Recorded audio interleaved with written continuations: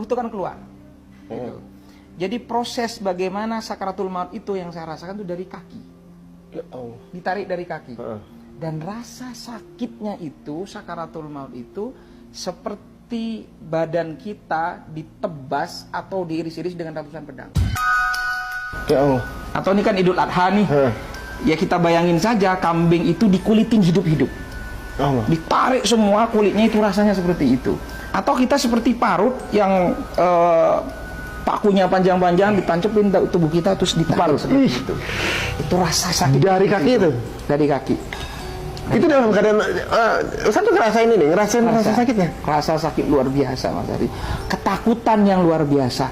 Dan ini juga ini penting. Kalau ingat itu ya Allah, mau bermaksiat sedikit pun tuh takut Mas Ari.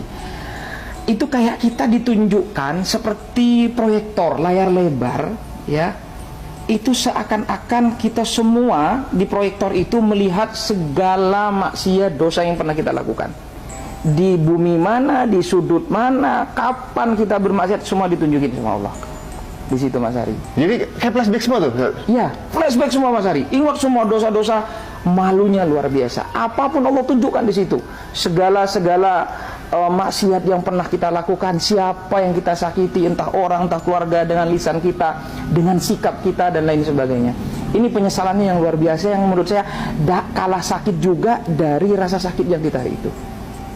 Kemudian, nah ini benar dari hadis Rasulullah, ketika sudah nafas di tenggorokan, itu ingat semua harta kita.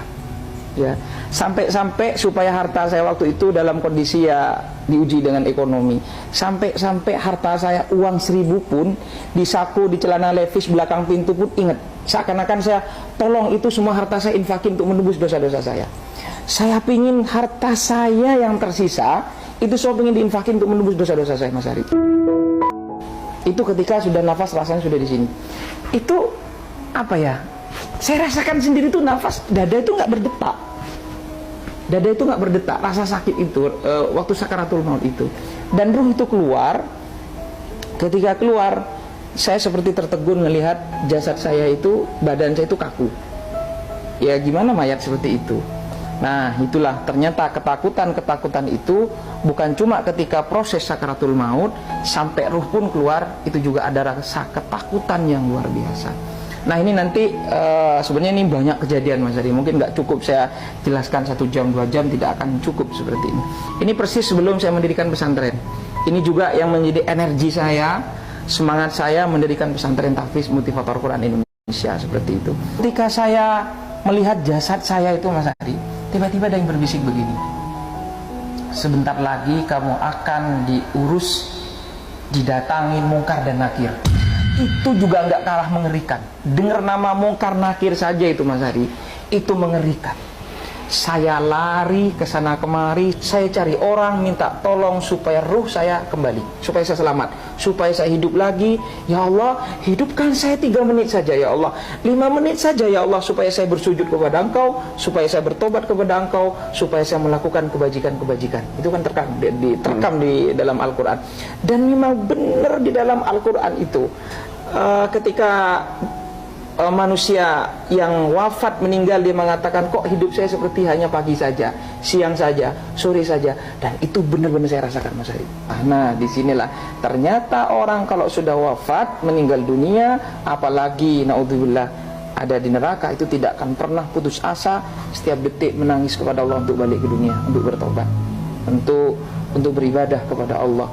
Jadi kalau ingat itu Mas Ari, ini yang saya takutkan. Naudzubillah, saya selalu hati-hati supaya lisan saya, sikap saya itu tidak nyakitin orang sedikit pun. Mereka tuh, Ustaz kan sendiri duduk ya, mereka nggak ada yang sadar kalau Ustaz lagi. Iya, nggak ada yang sadar. Disangka Ustaz di kamar aja. Iya, di kamar saja kayak gitu. Dan ini lagi Mas Ari, penting punya anak yang soleh-soleha. Di situ ada kedua orang tua, ada orang tua suami istri Mas Ari. Itu mukanya dibakar, hangus.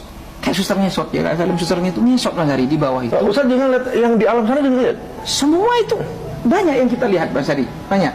Terus ada kerangkeng besi-besi yang panas membara. Tahu nggak apa yang dikatakan oleh kedua orang tua ini? Tahu nggak apa yang dikatakan? Ya Allah, anak saya melupakan saya ya Allah. Saya mengandungnya, membesarkannya, melahirkannya, mendidiknya, dan dia sekarang melupakan saya, ya Allah. Aku terlupakan, ya Allah. Aku terlupakan hari ini. Itu merintih-rintih menangis, Mas Ari. Nggak didoain gitu. Nggak didoain sama anaknya. Mungkin anaknya juga bermaksiat di dunia. Ini penting mendidik anak untuk supaya akidahnya kuat, agamanya kuat, Qur'annya kuat sebelum yang lain-lain. Ini katanya dengan Quran, Mas Ari. Jadi inilah kenapa saya mewakafkan diri saya untuk Quran.